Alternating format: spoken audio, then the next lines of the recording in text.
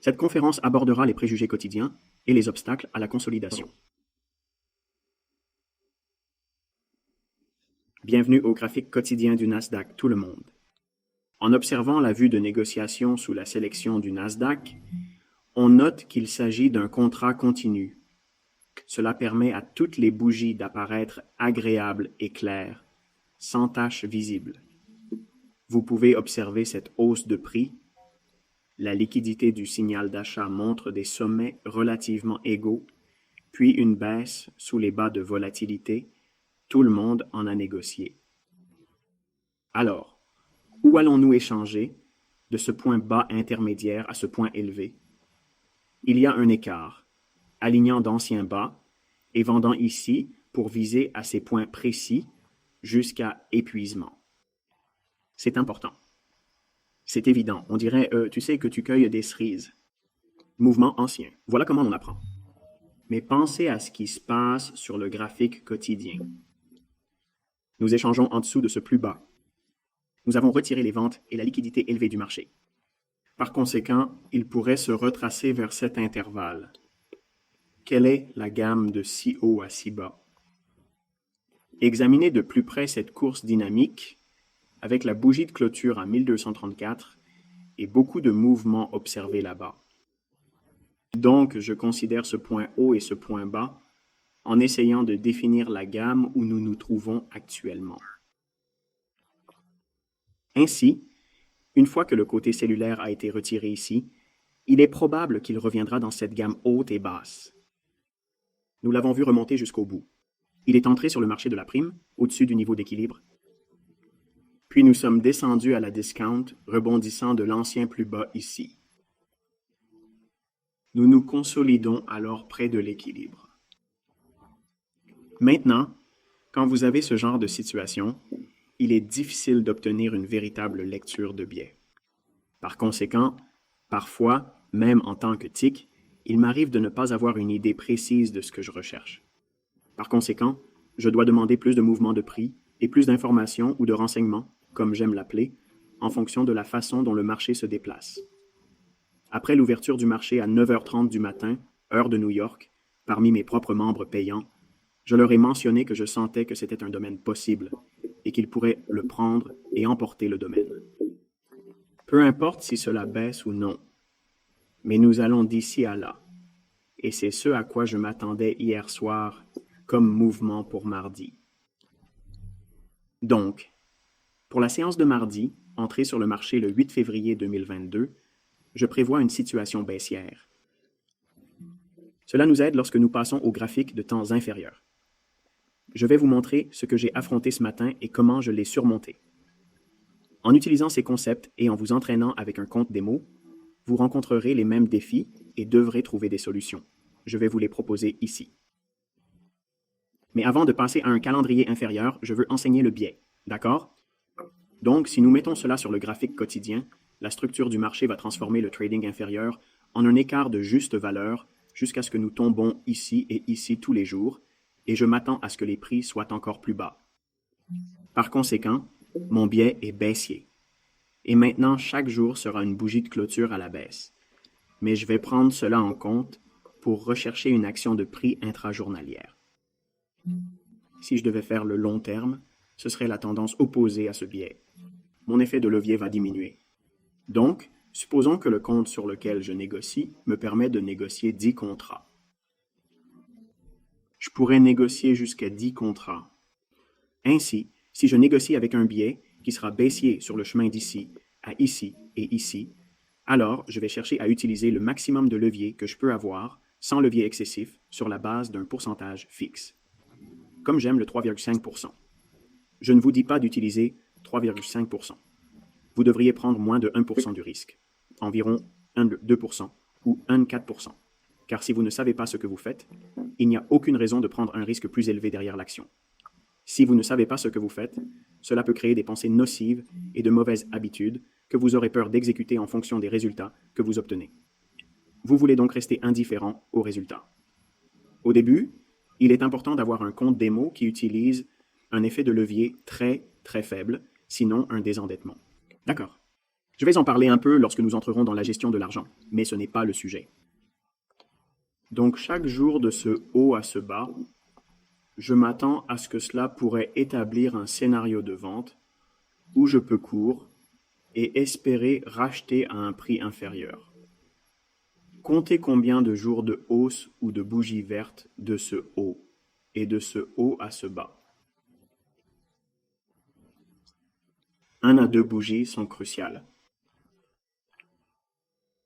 Le passage de l'algorithme est donc spoolé. Cela signifie que les prix augmentent et vont dans une direction. Lorsque cela se produit, parfois vous avez une bougie proche et cela pourrait être le jour où vous essayez de cours et peut-être que vous avez perdu. Ce n'est pas grave. La même chose va au lendemain, le lendemain va chercher le short, la même chose, la même chose. Et puis ouvrir ici, négocier en dessous du plus bas, avec un énorme mouvement d'expansion, puis revenir au-dessus, et c'est tout. Clôturer près du plus haut de la journée ou du point milieu du corps de la zone. Y a-t-il beaucoup de bougies proches pendant la période de biais baissier? Non. Vous devez surmonter l'inquiétude d'avoir raison à chaque fois. Vous devez également mettre de côté la quête de perfection, car elle reste inatteignable. Vous n'entrerez pas parfaitement et vous ne sortirez pas parfaitement. Vous n'aurez pas le nombre parfait de contrats. Vous n'aurez pas, vous savez, l'atout parfait.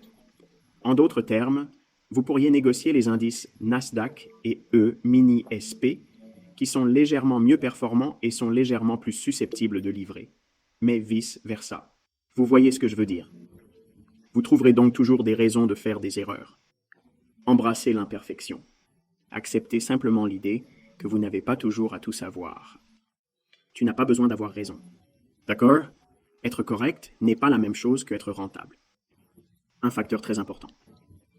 Ainsi, avec un biais, en bref, vous regardez votre graphique quotidien pour comprendre où il pourrait aller l'année prochaine. Où vont-ils monter les prix? Va-t-elle atteindre des sommets historiques? Va-t-elle tomber à des plus bas historiques? Vous conservez ce biais jusqu'à ce qu'il devienne extrêmement élevé ou extrêmement bas. OK, c'est une façon rapide et sale d'expliquer l'action des prix de la déviation quotidienne. Mais les gens à qui j'ai enseigné, qui sont hantés par les préjugés quotidiens, ce que vous voulez vraiment dire, c'est exactement ce qu'ils veulent dire.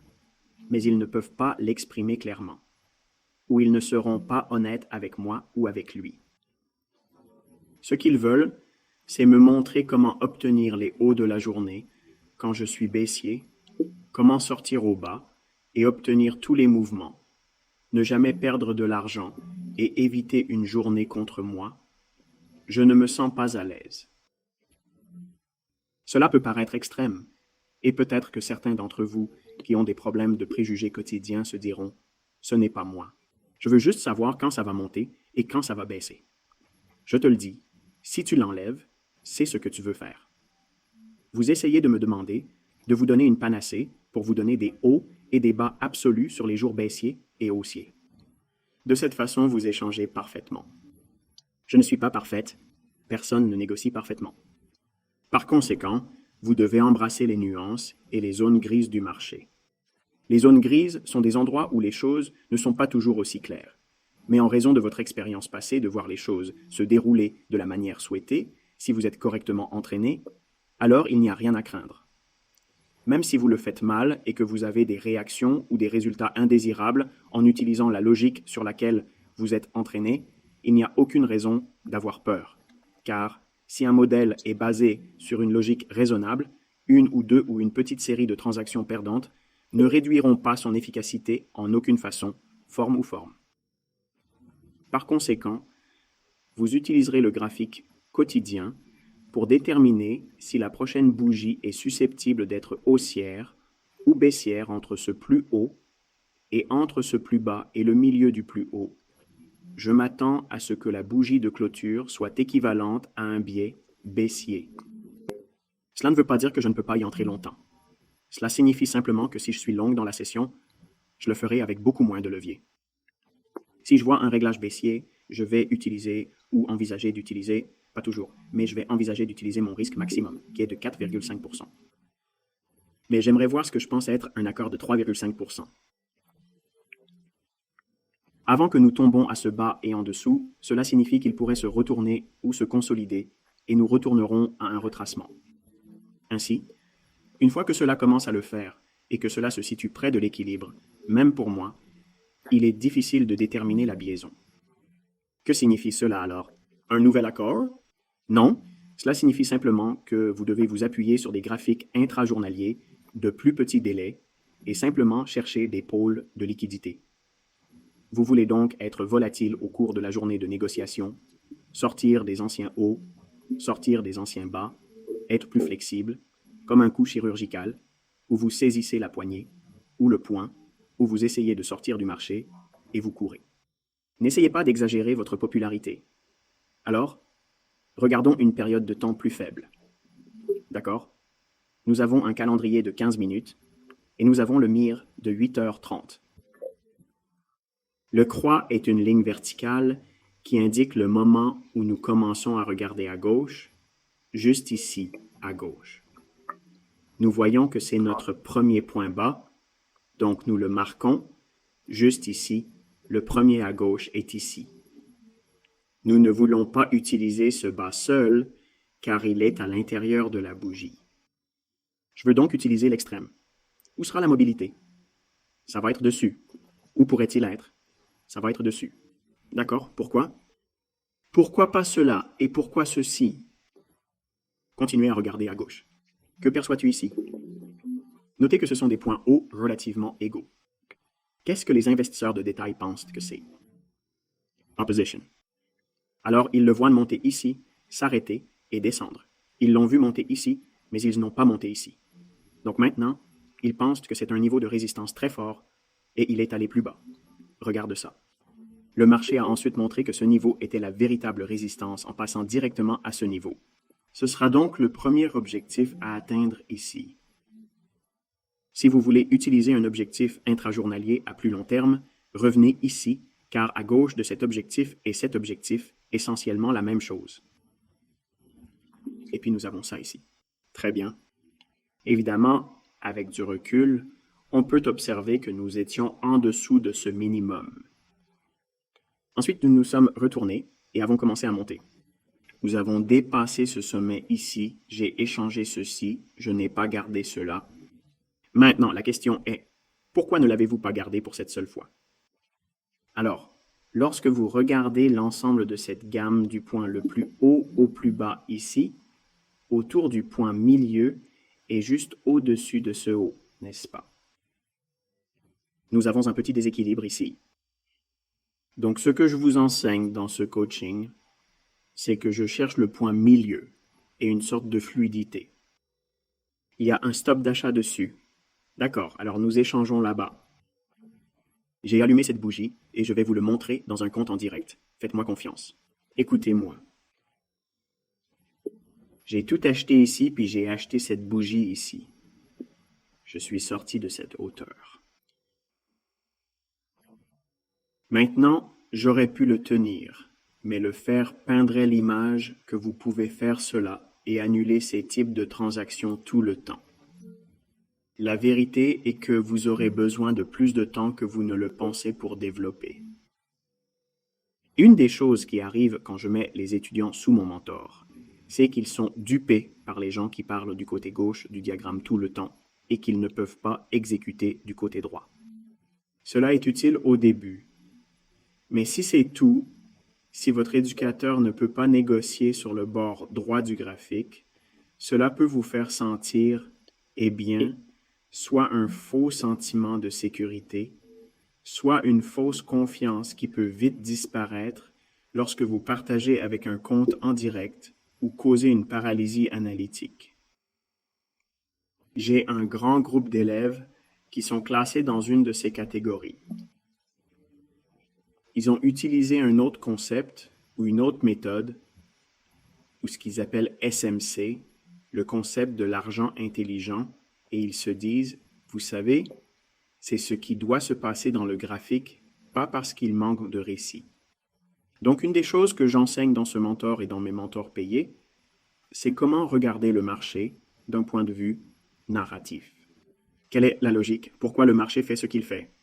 Il ne suffit pas de voir comment un bas a été éliminé et espérer aller plus haut, ou comment un sommet a été éliminé et espérer aller plus bas. Il doit y avoir un contexte plus grand derrière cela, et c'est ce que je donne au début de la vidéo.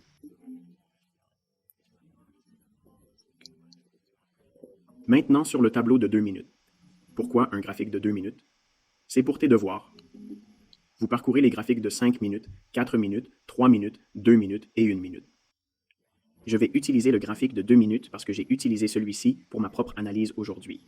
D'accord. Alors vous pouvez voir l'ancien arc ici. Nous échangeons en dessous de cela à 10h04. En fait, je mettais en avant cette bougie. La raison d'utiliser ces bougies est faible et j'ai fait des captures d'écran. Je voudrais donc vous montrer le prix bas des bougies. D'accord, c'est votre point d'arrêt. Il doit être là-bas. Peut-être que ça fera de rester ici longtemps, basé sur la logique que je vais commencer à décrire ici. Le marché se négocie en dessous de l'ancien plus bas, se négocie en dessous de l'ancien plus bas, le rebond est au-dessus de l'ancien plus bas, mais le marché se négocie-t-il au-dessus de son plus haut à court terme? Non. Puis il tombe à nouveau en dessous de l'ancien plus bas, mais pas en dessous de ce plus bas. Puis il s'est retourné et est monté plus haut. Qu'est-ce que je remarque dans ce graphique qui me donne confiance pour aller long ici? Qu'est-ce que je vois? Non. Je ne vois rien dans ce diagramme particulier. Je l'ai vu chez Standard Poor's. Avant de quitter ce graphique, je veux que vous réfléchissiez à la façon dont ce sommet est autour de 14 620 et cette bougie ici. Je descends là-bas. Ensuite, il a légèrement retracé, puis s'est monté plus haut et a atteint le plus haut final à long terme, balayant les acheteurs là-bas. Jetons un coup d'œil à S, PS et P. La situation est similaire ici, élevée. C'est le meilleur scénario aujourd'hui. C'est si haut ici. Nous y sommes à 8h30 précises. On est juste là. À quoi ça sert d'attendre au-delà de cela? Pas beaucoup. Nous aimerions voir une sorte de retard. Donc le marché, oui, il est au-dessus du plus haut à court terme, puis il est en dessous de ce plus bas. Oui, mais regardez ce qui se passe. Il a négocié en dessous, puis a remonté. Regardez toute la volatilité et la négligence à l'intérieur de cette zone. Puis le marché a commencé à rebondir. L'utilisation de la liquidité va donc apparaître. Il élimine le vendeur ici. Par conséquent, regardons cette action de prix et voyons s'il y a des détails qui pourraient conduire à cela. Nous appelons cela le palier 4,515. D'accord, le graphique de 2 minutes, c'est le marché que j'utilise pour négocier en dessous de l'ancien plus bas, comme nous l'avons vu ici. Je m'excuse pour les captures d'écran. J'aimerais ne pas avoir ces choses dessus, mais vous pouvez regarder votre graphique de 2 minutes sur la vue de trading et vous verrez cela plus clairement. Je suis désolé, mais cette bougie basse, elle est haute. Puis nous allumons une bougie. La prochaine bougie est basse. C'est votre écart de juste valeur. Voilà la course qui se déroule ici. Nous avons donc un déplacement bas et un déplacement élevé. La structure du marché a-t-elle changé? Haussier? Oui. Il se négocie au-dessus de celui-ci et vous cherchez un écart de juste valeur. Est-ce qu'il y en a ici? Non. Il y a quelque chose là-dedans? Non. Comment ça va ici? Non, c'est toujours fermé ici, mais vous avez cela maintenant. Nous avons donc négocié à 10,36 à l'endroit où la bougie s'est formée. C'est la tendance de SP. Comparez-le maintenant à l'écart de juste valeur de Standard Poor's. Nous échangeons bien en dessous des anciens plus bas. Le vendeur est parti. La structure du marché de l'indice SP est modifiée. Ces moyennes ont tendance à se déplacer de manière synchronisée. Cela indique qu'ils se déplacent généralement dans une direction similaire. Donc je regarde le Dow Jones, et même si vous ne me voyez pas le trader, je le regarde. J'observe également l'indice SP, même si je préfère le Nasdaq en raison de sa volatilité accrue par rapport au SP. Certains traders peuvent redouter la volatilité et déclarer vouloir un trading moins rapide. Je préfère cela car je sais comment trader efficacement. Je peux profiter de ces fluctuations car je cerne bien les signaux. Je connais les modèles de l'algorithme. Avant de capter ces modèles, je dois patienter ou initier le marché, et c'est ce que je vais vous expliquer aujourd'hui en vous montrant les résultats de mon compte en direct. Mais à 1036, revenons au Nasdaq pour plus de détails. Nous ne voyons aucun écart de juste valeur, n'est-ce pas? Non. Mais nous commençons à voir un virage sur le Nasdaq. Par conséquent, J'opère près de cette zone de commande depuis une longue période. D'accord, je suis entré au 108005 au 5 exactement. Cela se trouve dans ce bloc de commande. Donc je suis près de ça maintenant. J'ai promis que je n'enseignerai pas autant de blocs d'ordre dans ce tutorat, et certains d'entre vous ont déjà laissé des commentaires. Oh, je ne suis pas intéressé maintenant, parce que vous n'enseignez pas les blocs d'ordre. Allez voir autre chose. Je vais l'enseigner comme je veux.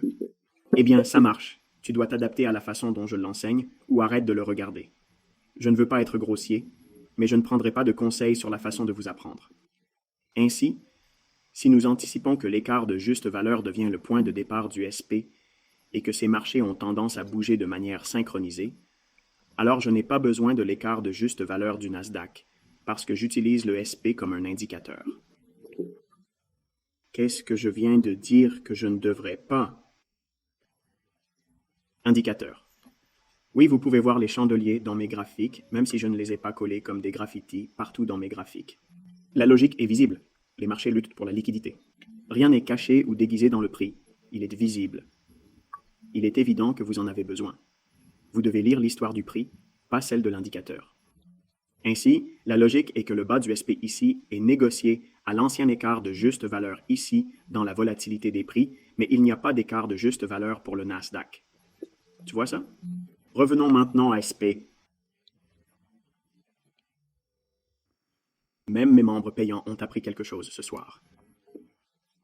Je devrais payer pour cette transaction OICT Fair Bay Gap. C'est long pour SP, mais je ne veux pas négocier SP. Par conséquent, je vais profiter du moment de cette bougie pour une entrée longue dans le trading du Nasdaq, les intentions qui ne sont pas dans le diagramme nudge, nudge. Par conséquent, le marché a rebondi et est entré dans des sommets à court terme. Retournons ici. Donc, encore une fois, juste un traitement grossier du 84, 96, 84, 90 que nous appelons 964, 96 ici. L'explosion frappe, balaye, s'accumule davantage, puis rebondit plus haut, éliminant les anciens sommets à long terme. Qu'est-ce qui me fait croire que ça va s'améliorer? Regardons ensemble ces trois moyennes. Si vous regardez les plus bas de négociation du marché pour le Dow Jones, ce graphique en haut est le Dow Jones Futures. Les contrats à terme du Nasdaq sont au milieu et le SP à la fin inférieure. Donc c'est le Dow, le Nasdaq, le SP. Voyez ce que fait le Dow Jones pendant la baisse continue du Nasdaq et du SP en ce moment. Ça dit non, je vais rester là, les gars. Il reste réticent à atteindre des niveaux plus bas que ceux du Nasdaq et du SP, montrant une certaine résistance. Lorsque vous détectez ici quelque chose d'important que vous avez déjà prévu, vous ne le cherchez pas activement. Certains de mes étudiants, en suivant mes instructions, identifient ce modèle et pensent « Oh, c'est un signe de divergence ». Cela signifie que ça va dans une direction opposée. Non. Cela confirme une idée que vous avez déjà établie avant que Price ne fasse ce qu'il fait en temps réel. Qu'est-ce que ça veut dire? Vous cherchez déjà des raisons de monter plus haut. Cela signifie donc que vous regardez un vieux bas. Est-ce qu'il se négocie en dessous de ces anciens plus bas? D'accord. Y a-t-il un virage haussier dans la structure du marché? Oui. Nous avons vu cela chez SP, mais pas chez Nasdaq. Ce matin, le Nasdaq n'a aucune preuve de ce que je vous ai enseigné. Mais écoutez, c'est dans le SP. Non, je ne négocie pas le Dow, mais je l'utilise comme un indicateur. Ce n'est pas tout mon dossier médical collé. Je veux dire ça parce que j'ai plusieurs moniteurs. Je regarde mon écran. J'ai un écran qui affiche un graphique comme celui-ci. Donc, je regarde la relation où les trois moyennes sont superposées ensemble. Si je regarde pendant un certain temps et une zone de mouvement de prix qui pourrait accumuler des positions longues, alors c'est ce que je cherche. Je cherche les empreintes digitales de l'algorithme. Cela montre que le Dow est réticent à tomber en dessous de ce plus bas, ce qui envoie un signal à ceux qui cherchent des fissures et des corrélations. Eh bien, la corrélation est qu'ils sont en baisse ici, ici et ici.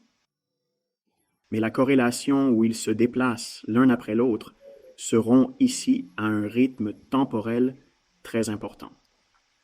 Je suis toujours interrogé quand le Nasdaq et le SP tombent en dessous de vieux plus bas. Comment savez-vous si ce sera une fausse rupture des anciens plus bas et un rebond vers le haut, ou une fausse rupture des anciens plus hauts et un rebond vers le bas? C'est ce que j'appelle une combinaison de tortues. C'est différent du modèle enseigné dans le livre de Linda Lasker et Larry Connor, La sagesse sacrée, un excellent livre. J'ai une explication simple pour cela. C'est facile. Je ne vais pas vous montrer comment acheter des livres. Soutenez l'auteur. Mais mon idée est que je cherche des mouvements au-dessus des anciens sommets pour prendre des positions courtes. Si j'avais ici l'inverse de ce scénario, peut-être que le Dow Jones n'a pas atteint de plus haut niveau, alors que le SP et le Nasdaq l'ont fait, cela ne signifie rien en soi. Au fil des années, beaucoup d'étudiants sont venus juste à l'intérieur et ont dit « Oh, c'est incroyable, je vais le faire ». Quand j'ai commencé à l'observer, j'ai fait la même chose à contre-cœur. J'ai pensé « Je n'ai pas besoin de faire autre chose. C'est ce que je cherche. » Ça ne s'est pas vraiment bien passé et j'ai foiré le compte. Oui, je n'ai pas honte de le dire. Dans les années 90, je faisais ça ici juste pour trouver ces différences. Plus tard, j'ai appris que je devais avoir une sorte de récit pour expliquer pourquoi cela s'est produit. Pour être honnête, personnellement, je n'ai pas besoin de regarder ça, parce que je sais ce que je cherche. Je savais déjà que cela créerait cette division au moment où j'essayais d'acheter. En tant qu'étudiant en développement, vous n'avez peut-être pas cette expérience, ce n'est pas grave. Vous pourriez échanger plus longtemps que moi depuis 31 ans. Ce n'est pas un problème. Mais pour un étudiant en développement, quelqu'un qui n'aime pas lire l'action des prix nus et n'utilise pas d'indicateurs, ce sont les meilleurs indicateurs que vous pouvez avoir. Pas besoin de moyenne mobile, de ligne stochastique ou de Fibonacci. Vous n'avez pas besoin de tout cela. Tu n'as pas besoin de ça. La seule raison pour laquelle j'ai tiré le AFib est de vous dire où est le point milieu. Avez-vous remarqué que nous ne parlons même pas d'entrée commerciale optimale? Il n'y a pas de telle chose. Je l'ai entièrement démonté en chrome brillant. N'est-ce pas magnifique? C'est assez simple. C'est trop simple, et il vaut mieux que ce soit assez simple pour ma fille, parce que si vous ne pouvez pas le faire, il n'y a rien pour moi à faire. Mais malgré cela, je veux que vous réfléchissiez à la façon dont ce modèle confirme l'accumulation de positions longues. Maintenant, laissez-moi corriger ceux qui ont l'intention d'utiliser cette information pour créer leur propre vidéo, leur propre petit cours ou leur propre mentorat, d'accord? Parce que si vous ne le faites pas bien, vous ferez du mal à ceux qui vous écoutent. Je ne veux pas qu'ils souffrent parce que vous ne saisissez pas ce qui se passe réellement. Le Dow Jones ne va pas baisser car les acheteurs affluent de manière significative et constante. Ce n'est pas comme ça ici. Les auteurs de livres et tous ceux qui ne négocient pas réellement ou ne codent pas les algorithmes veulent vous persuader de cela. C'est une sorte de réticence à livrer à ce point bas. C'est une macro. Une macro est un élément intégré à l'intérieur de l'algorithme qui bloque ou autorise le passage des opérations. Quel prix de livraison? Ainsi, le Dow semble réticent à baisser ici. Cela paraît incohérent. Est-ce que le Nasdaq baisse simultanément? Absolument. En attendant, l'indice SP a chuté en dessous de ce minimum précédemment identifié. D'accord, retournons. C'était le précédent minimum avant 830, une référence clé. Rappelez-vous que les algorithmes fonctionnent sur le temps et le prix, pas sur le prix et le temps. Marketeur à plusieurs niveaux. Bas, c'est le prix. Oui, mais il faut d'abord se référer à l'heure. Le facteur vraiment crucial du temps, quel est-il exactement? 8h30 à gauche, quel est le premier point bas? La prospérité. La liquidité est donc inférieure à ce niveau. Le prix de transaction ici est en dessous. Alors attendez, avons-nous reçu le signal qui nous permet de chasser? Quand j'enseigne dans ce système de tutorat, il y a eu un haut swing. Ça l'a brisé là. Donc maintenant, la structure du marché est devenue haussière. Revoir cette jambe de prix. Voilà votre écart de valeur équitable. Oh, mais que se passe-t-il si ça descend et que ça continue? C'est pour ça que tu t'es arrêté. Tu te souviens de ce que j'ai dit plus tôt dans la vidéo? Certains d'entre vous sont si nouveaux, eh bien, votre enfance en tant que spéculateur et commerçant empêche une logique raisonnable parce que ce que vous pensez est qu'il y a un moyen pour vous de négocier et de ne jamais perdre de l'argent. Il y a un moyen pour vous d'entrer sur le marché d'une certaine manière et votre stop-loss n'est jamais nécessaire parce que vous avez raison.